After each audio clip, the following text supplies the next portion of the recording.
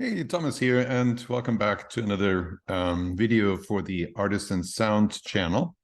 So we're going to continue now to configure the board for the show Fiddler on the Roof. This is the second part of this process, and I have added to so in the first part, we basically focused on the music only. And we've determined that there are only about 7 people who have singing solo parts. And so that was the easy part. Turns out the the dialogue scenes are quite a bit more complicated overall. So usually what I do is I put them into a spreadsheet, just like I showed you for the music cues. And I just go per scene. So here's, prologue, scene 1, scene 2, scene 3, and so forth.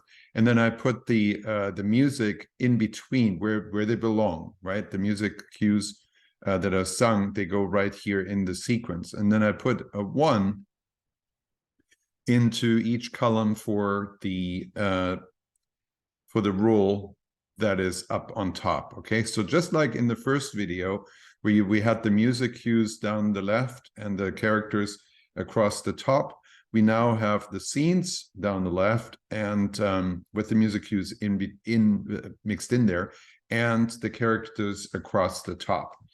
Now, this order of characters and how they actually are associated or assigned to each channel, that is already kind of a consequence of quite a bit of work and shuffling things around. But I just want to show you the process. The process is simply to lay it out like this, put the scenes on the left, characters across the top, and then just go through each scene.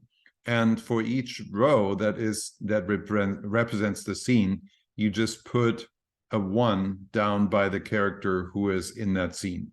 And you just go through every scene like that.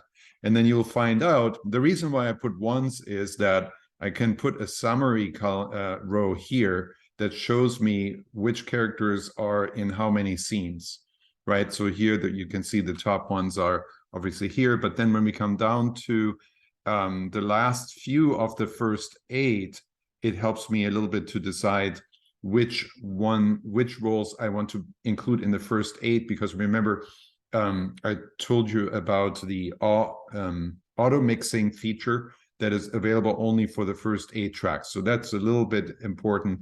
And then the other part to that is you might come into a situation where you actually don't have enough input channels for the characters that there are.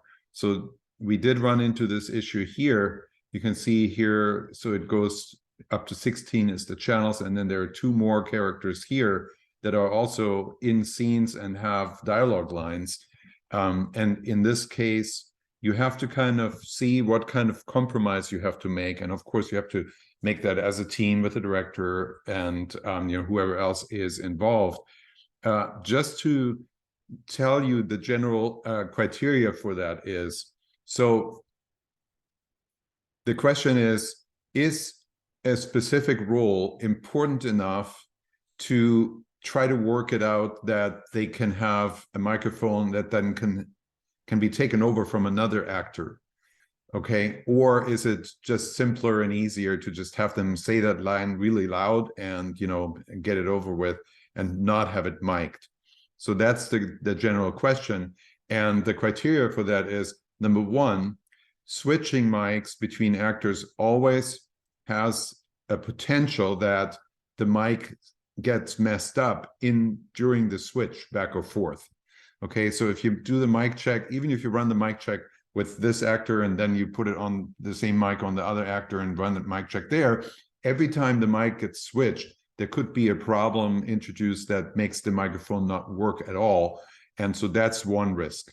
Then the other question is it even practical? So there has to be enough time between the first actor who has that mic giving and the next scene where the next actor should have the same mic for them to switch mics, right, to hand it over. So it has to be enough time. And this just has to be worked out. And then decided, is it even important enough to work it out, or do you just let it go and have the really small characters who have like 1 or 2 lines in 1 or 2 scenes, just have them slip by and be unmiked for these few lines. So that's the main decision-making process here.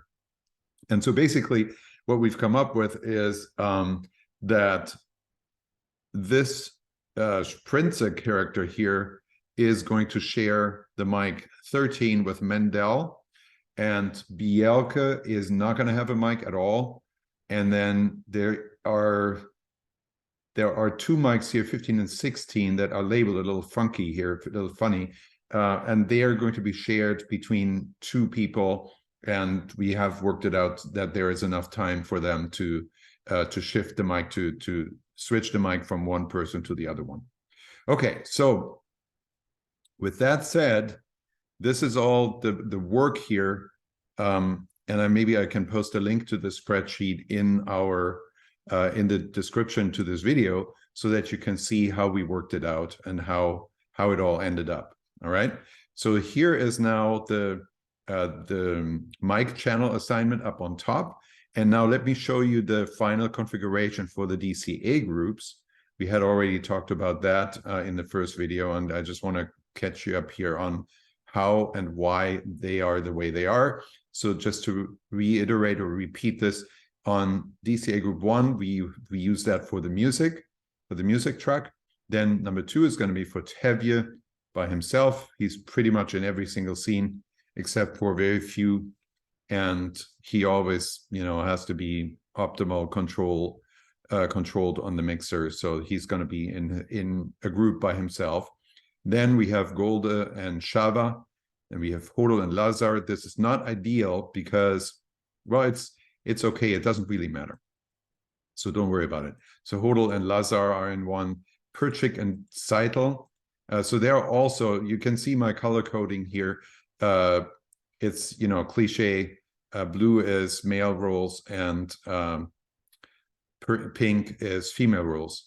And so there you go. So they're crossing over here, but that's because of the way they're combined in different scenes. So, you know, it's more important to have separate control over these characters in different scenes than it is, you know, to have for the DCA groups, than to have girls in one and guys in the other one.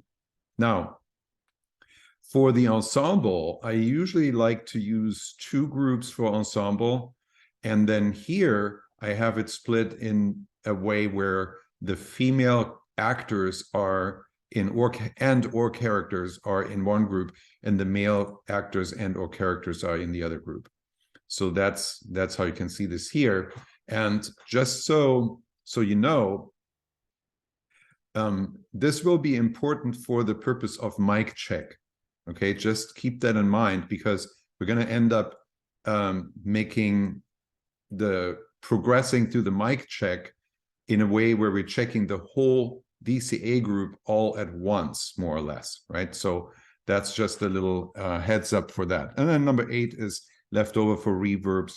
I don't know yet if we're going to use that this time, but that's just kind of my general format. So I'm actually using 6 groups for breaking down or grouping together the vocal mics, and then 1 is for music and 8 is for reverbs and effects. Okay, I'm going to close this video out now, because the next video that we're going to do is I'm going to introduce you to setting up the board, and we're going to use this software for that. I'm going to actually stop this video, and that's going to be in a separate video. That way it's going to be easier to digest that.